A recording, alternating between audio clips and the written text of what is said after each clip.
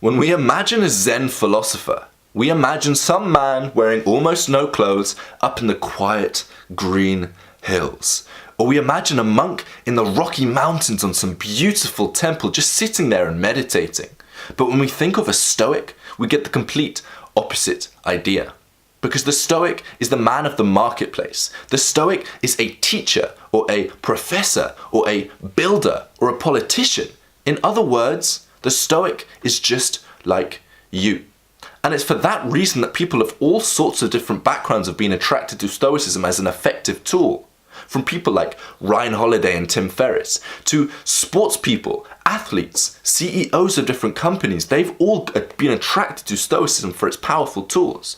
But how can we benefit from these powerful tools? Well, we go straight to the source. We go and look at the Stoic exercises that you can start applying today to reap the benefits from Stoicism. So we're going to cover 7 of them in this video. Now, if you enjoyed this video at any point, make sure you like the video. And if you're new around here, then make sure you subscribe. Just go ahead and click that button below. Okay, so this is the first exercise. And this is a quote from Marcus Aurelius. If someone asks you how to write your name, would you bark out each letter? And if they get angry, would you then return the anger? Wouldn't you rather gently spell out each letter for them? So then, remember in life that your duties are the sum of individual acts. Pay attention to each of these as you do your duty. Just methodically complete your task. So here's a common scenario. You're working with a frustrating coworker or a difficult boss, and they ask you to do something, and because you dislike the messenger, you immediately object. There's this problem or that one or this request is obnoxious and rude, so you tell them, no, I'm not going to do it. Then they retaliate by not doing something you had asked previously of them, and then so the conflict escalates. Meanwhile, you could have stepped back and looked at it objectively. You probably see that not everything they're asking for is unreasonable. In fact, some of it is pretty easy to do, or at least is agreeable. And if you did it, it might make the rest of the tasks a bit more tolerable too. And pretty soon you've done the entire thing. You see, life and our job are difficult enough. Let's not make it harder by getting emotional about insignificant matters, or digging in for battles we don't actually care about. Let's not let emotion get in the way of the simple, appropriate actions on the path to virtue. So here's the second exercise, and here's another quote from Marcus Aurelius. Today I escaped from the crush of circumstances, or better put, I threw them out, for the crush wasn't from outside me, but in my own assumptions. On tough days we might say, my work is overwhelming, or my boss is really frustrating. If only we could understand that this is impossible. Someone can't frustrate you. Work can't overwhelm you, because these are external objects and they have no access to your mind. Those emotions you feel, and as real as they may feel, as real as those emotions may feel, they come from the inside, not the outside. And the Stoics have this idea of taking up perceptions and thoughts by our mind. And what we assume and what we willingly generate in our mind, that's on us. Because we can't blame other people for making us feel stressed or frustrated any more than we can blame them for our jealousy. The cause is within us, and they are just the target. So exercise number 3, and another quote from Marcus Aurelius.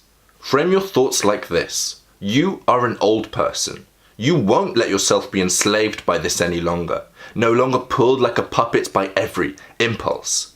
And you'll stop complaining about your present fortune or dreading the future.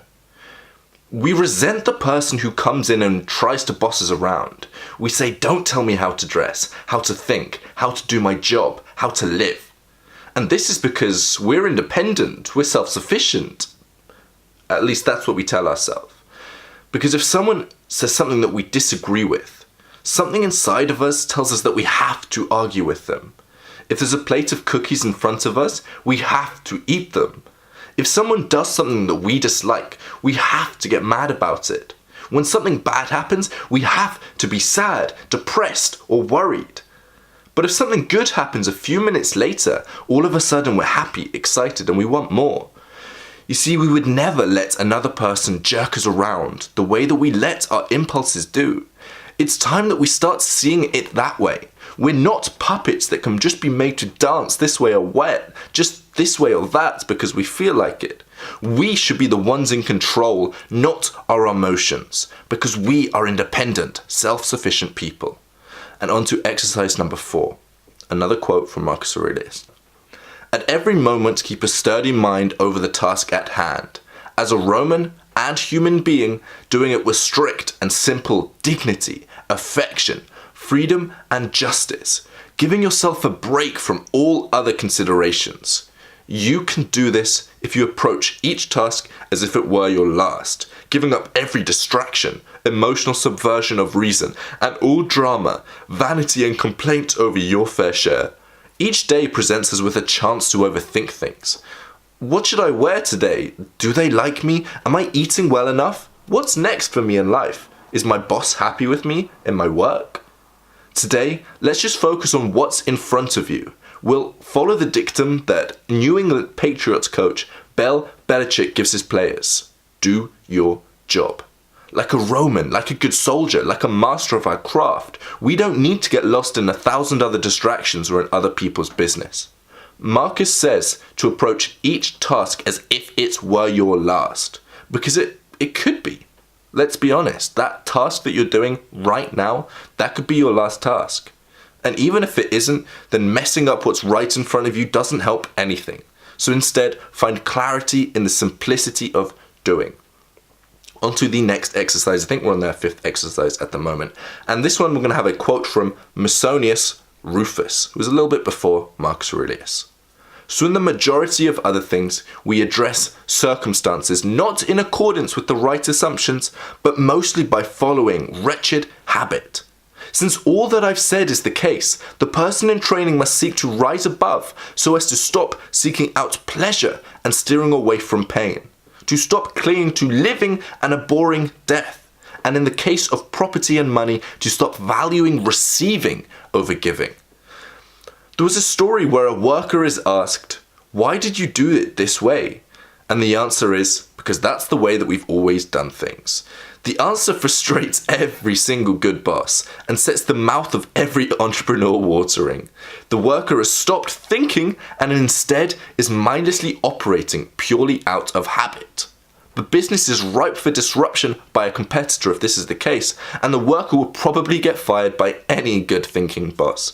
So we should try and apply the same ruthlessness to our own habits. In fact, we're studying philosophy precisely to break ourselves of rote behavior. Find what you do out of rote memory or routine and ask yourself, is this really the best way to do it? Know why you do what you do and do it for the right reasons. That is the secret. On to the next exercise. Now this one is a quote from Seneca.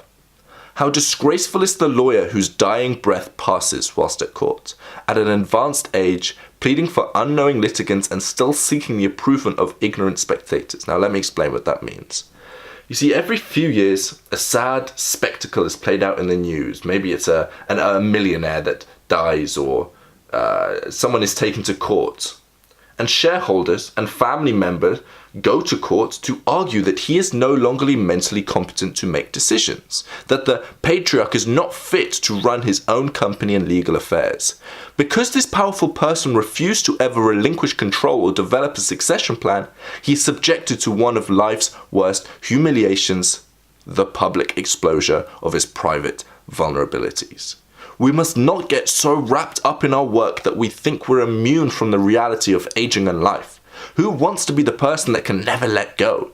Is there so little meaning in your life that your only pursuit is work until you are eventually carted off in a coffin?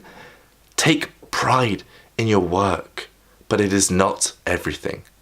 On to the 7th exercise and a quote from Epictetus. Keep constant guard over your perceptions, for it is no small thing you are protecting, but your respect, trustworthiness, and steadiness, peace of mind, freedom from pain, and fear. In a word, your freedom. For what would you sell those things? The dysfunctional job that stresses you out, a contentious relationship, life in the spotlight. Stoicism, because it helps us manage and think through our emotional reactions, can make these kinds of situations easier to bear. It can help you manage and mitigate the triggers that seem so constantly tripped. But here's a question. Why are you subjecting yourself to this? Is this really the environment you were made for? To be provoked by nasty emails and an endless parade of workplace problems? Our adrenal glands can handle only so much before they come exhausted. Shouldn't you preserve them for life and death situations? So yeah, use Stoicism to manage these difficulties, but don't forget to ask, is this really the life that I want? Every time you get upset, a little bit of life leaves the body. Are those really the things on which you want to spend that priceless resource? Don't be afraid to make a change. A big one. If you enjoyed any of these 7 Stoic exercises, then make sure you go ahead and like the video. If you've got anything to say to me or the community, go ahead and drop it in the comments, because I've been loving all the engagement that we've been having on this channel recently. It's really nice to hear you guys talking to each other. And finally, if you're new around here, make sure you go down there and just hit that subscribe button. Welcome, join the family of Stoics that are wanting to improve their life day by day by day. Now go ahead and watch this video that's up on the screen at the moment. Go ahead and click that video right now. There's a video up there, go ahead, click it.